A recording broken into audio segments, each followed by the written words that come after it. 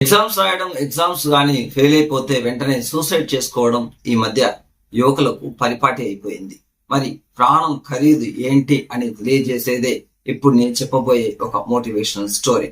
ఇలాంటి మరిన్ని స్టోరీస్ కోసం డిపి స్టోరీ టైమ్ ఛానల్ అయితే ప్రతి ఒక్కరూ సబ్స్క్రైబ్ చేసుకోండి. ఒక అబ్బాయి తను ఎగ్జామ్ లో ఫెయిల్ అయిపోయినాడని చెప్పేసి గబగబా ఒక కొండపైకి ఎక్కుతూ ఉంటాడు. ఆ కొండపై నుంచి దూకి ఆత్మహత్య చేసుకోవాలని చెప్పి చాలా వేగంగా కొండపైకి ఎక్కి దాదాపు ఆ కొండ శిఖరాన్ని ఎక్కేస్తాడు. ఇంకా అక్కడి నుంచి దూకేదానికి అతను సిద్ధంగా ఉన్నాడు. అలా ఆలోచిస్తూ ఇంకా దూకబోయే సమయంలో అతనికి ఒక స్వరం వినిపిస్తుంది. ఆగు, నా దగ్గరికి రా అని ఒక స్వరం వినిపిస్తుంది. దూరాన ఒక చెట్టు కింద ఒక ఋషి కూర్చొని ఉంటాడు. ఆ ఋషిని చూసిన వెంటనే ఈ అబ్బాయి ఋషి దగ్గరికి వెళ్తాడు. ఋషి అడుగుతాడు, ఎందుకు నువ్వు సూసైడ్ చేసుకోవాలనుకుంటున్నావు అని. నేను ఎగ్జామ్ లో ఫెయిల్ అయిపోయినాను, అందుకోసమే ఇప్పుడు సూసైడ్ చేసుకోవాలనుకుంటున్నాను అంటాడు. సరే, సూసైడ్ చేసుకోవడం నీ ఇష్టం, నీ నిర్ణయాన్ని నేను కాదు అనడం లేదు. కానీ సూసైడ్ చేసుకునే ముందు నేను నిన్ను కొన్ని ప్రశ్నలు అడుగుతాను, వాటికి సమాధానాలు చెప్పి ఆ తర్వాత నువ్వు సూసైడ్ చేసుకో అంటాడు. సరే, అడగండి స్వామి అంటాడు. నువ్వే కావాలని కోరుకొని నీ తల్లి ఎన్నో ఉపవాసాలు ఉండి గుళ్ళు గోపురాలు తిరిగి పూజలు పునస్కారాలు చేసి నువ్వు తన కడుపులో పడ్డ తర్వాత ఎన్నో బాధలు కష్టాలు అనుభవించి నువ్వు కడుపు లోపల తంతు ఉంటే ఆ బాధను దిగమింగి 9 మాసాలు నిన్ను కడుపులో మోసి నిన్ను కని బయటకు తీసుకొచ్చిన తర్వాత నీకు ఎలాంటి రోగాలు జబ్బులు రాకుండా నీకు ఏ ప్రమాదం జరగకుండా నువ్వు బాగా హాయిగా నిద్రపోవాలని తను రాత్రింబగళ్ళు నిద్రపోకుండా పత్యాలుంటూ నిన్ను ఎంతో బాగా చూసుకుని అల్లారు ముద్దుగా పెంచి ఇప్పుడు నీకు 15 సంవత్సరాల వయస్సు. ఇంతవరకు కూడా నీ తల్లి పాలన ఆలనలోనే నువ్వు పెరిగావు. నీకు కావాల్సిందన్నీ ఆమె చూసుకుంటా ఉంది. మరి ఆమె నిన్ను పెంచిన దానికి ఆ రుణం ఎలా తీర్చుకోగలుగుతావు? ఆ రుణాన్ని తీర్చుకోకుండా ఈ ప్రపంచం నుండి నువ్వు ఎలా వెళ్ళిపోతావు అని క్వశ్చన్ అడిగాడు. ఆ తర్వాత మీ నాన్న ఎప్పుడైతే నువ్వు కడుపులో పడ్డావని తెలిసిందో అప్పటి నుంచి కూడా నీ బాగోగులు చూసుకోవడానికి నువ్వు బయటపడ్డావో అప్పటి నుంచి నీకు ఏదైనా జబ్బులు వస్తే తన భుజాల మీద వేసుకొని హాస్పిటల్కి పరిగెత్తాడు. నువ్వు పెరగడు నీకు కావాల్సిన అన్ని ఖర్చులకు ఆయనే కష్టపడి సంపాదించి నిన్ను ఆలన పాలన చూసుకున్నాడు. నువ్వు స్కూల్స్కి వెళ్తున్నావో కాలేజెస్కి వెళ్తున్నావో అప్పుడు నీ స్కూల్ ఫీజులు, పరీక్ష ఫీజులు, చదువు ఫీజులతో పాటు అన్ని రకాలైన ఖర్చులను భరించడానికి తాను రాత్రింబగళ్ళు కష్టపడ్డాడు. తను చినిగిపోయిన షర్ట్ వేసుకున్నా లేదా అరిగిపోయిన చెప్పులు వేసుకున్నా పర్లేదు, నా కొడుకు బ్రాండెడ్ షర్ట్స్ ప్యాంట్స్ వేసుకోవాలి, 10 మందిలో చాలా గౌరవంగా బ్రతకాలని చెప్పేసి కూలీనాని పని చేసిన ఆ డబ్బులంతా కూడా కూడగట్టి నీకోసమే ఖర్చు పెట్టాడు మీ నాన్న. 15 ఏళ్ళు నిన్ను కని పెంచితే ఇంకా భవిష్యత్తులో వాళ్ళు వృద్ధులైపోయిన తర్వాత నువ్వు ఉద్యోగం చేసి వాళ్ళను పోషిస్తావు అని నీ మీద ఎన్నో ఆశలు పెట్టుకున్నారు. మరి వాళ్ళ ఆశల్ని అడియాసలు చేస్తావా? వాళ్ళ నమ్మకాన్ని వమ్ము చేస్తావా?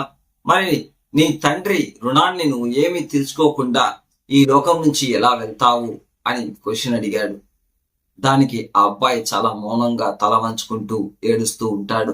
ఆ ఋషి ఆ అబ్బాయిని చూస్తూ ఇలా అంటాడు, 6వ తరగతి చదువుకున్న వాళ్ళు కూడా ఎలక్షన్ లో నిలబడి ఎమ్మెల్యేగా గెలిచి ఐఏఎస్లు ఐపీఎస్లతో సమానంగా కూర్చోగలుగుతున్నారు. చాలా మంది బీటెక్లు ఎంటెక్లు చదివిన వాళ్ళందరూ కూడా ఆ ఎమ్మెల్యే ముందు చేతులు కట్టుకొని నిలబడి ఎమ్మెల్యే ఇచ్చిన ఆదేశాలను పాటిస్తూ ఉన్నారు. ఇక్కడ చదువు కంటే ముఖ్యం తెలివి. అర్థం చేసుకొని చదివి నీ తెలివితో స్వతహాగా ఎదిగితే ఈ ప్రపంచంలో నీకన్నా మించిన తోపు లేదు. అందుకోసం అని చెప్పి చదువు పెట్టే పరీక్షల్లో ఫెయిల్ అయిపోయినానని సూసైడ్ చేసుకుంటే మరి జీవితం పెట్టే పరీక్షల్లో ఎలా గెలుస్తావు? నువ్వు జీవించినంత కాలం నలుగురికి ఉపయోగపడుతూ నీ తల్లిదండ్రులు నిన్ను కని పెంచి నీ మీద పెట్టుకున్న ఆశలను తీర్చడానికి నువ్వు కృషి చేయాలి. కానీ చిన్నపాటి ఎగ్జామ్ లో ఫెయిల్ అయిపోయినానని చెప్పి బాధపడి సూసైడ్ చేసుకుంటే ఎలా? ఈ ఎగ్జాము దీంట్లో ఫెయిల్ అయిపోయినానన్నావు, మరో 4 రోజుల తర్వాత అదే ఎగ్జామ్ పెడతారు. ఆ ఎగ్జామ్ లో నువ్వు పాస్ అయిపోగా ఎవరైతే పాస్ అయినారో వాళ్ళతో సమానంగానే నిన్ను కూడా ట్రీట్ చేస్తారు. ఇంత మాత్రానికి నువ్వు సూసైడ్ చేసుకోవాలన్నా చదువుతో పాటు తెలివి ఉండాలి, సొంత జ్ఞానాన్ని ఉపయోగించాలి. కాబట్టి నీకు ఇంకా జీవితం ఉంది, వెళ్ళి నీ తల్లిదండ్రుల కాళ్ళ మీద పడి క్షమాపణ కోరుకో, నీ మంచి లైఫ్ ని ఎంజాయ్ చేయి అంటాడు. అంతలోపల ఆ పిల్లవాడిని వెతుక్కొని తల్లిదండ్రులు పరిగెత్తి వస్తారు.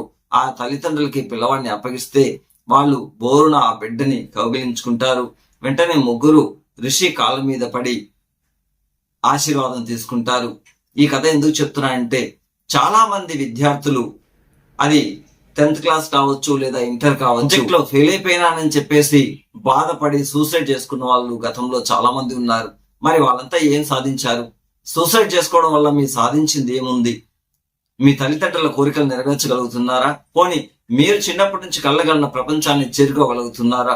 మరి కళ్ళగనడం దేనికి? దాన్ని సాకారం చేసుకోవడానికే కదా. ఇంత మాత్రానికి ఫెయిల్ అయిపోయినానని సూసైడ్ చేసుకుంటే మరి ఇవన్నీ ఎప్పుడు జరుగుతుంది? జీవితంలో గెలుపోవటంలో సహజంగా ఉంటాయి, కానీ గెలిపే లక్ష్యంగా మనం ప్రతిసారి ముందుకు వెళ్లాల్సిన అవసరం ఎంతైనా ఉంది. మనం ఔరంగజేబు కథను చూసుకుంటే, తను ఎన్నోసార్లు యుద్ధం చేసినా ఓడిపోయానని బాధపడుతూ ఉంటాడు. ఒకరోజు ఒక చీమ తన గోడ ఎక్కే ప్రయత్నం చేస్తుంది. దాదాపు 17 సార్లు తను గోడ ఎక్కుతుంది, కింద పడి 18వ సారి పట్టు విడకుండా మళ్ళీ ప్రయత్నం చేస్తుంది, ఆ గోడను ఎక్కగలుగుతుంది. ఈ విషయాన్ని ఔరంగజేబ్ గుర్తించి తనలో తాను ప్రోత్సాహాన్ని పెంచుకొని, ఆ చీమలాగా నేను కూడా ఎందుకు ప్రయత్నించకూడదు అని మరొకసారి యుద్ధానికి ప్రయత్నిస్తాడు. ఆ యుద్ధంలో తన విజయం సాధిస్తాడు. ఇలాంటిదే జీవితం. ఎప్పుడు మనం ఓడిపోయినాము అనకుండా గెలిచేంత వరకు ప్రయత్నిస్తూ ఉంటే ఖచ్చితంగా గెలుపు మీ వశం అవుతుంది.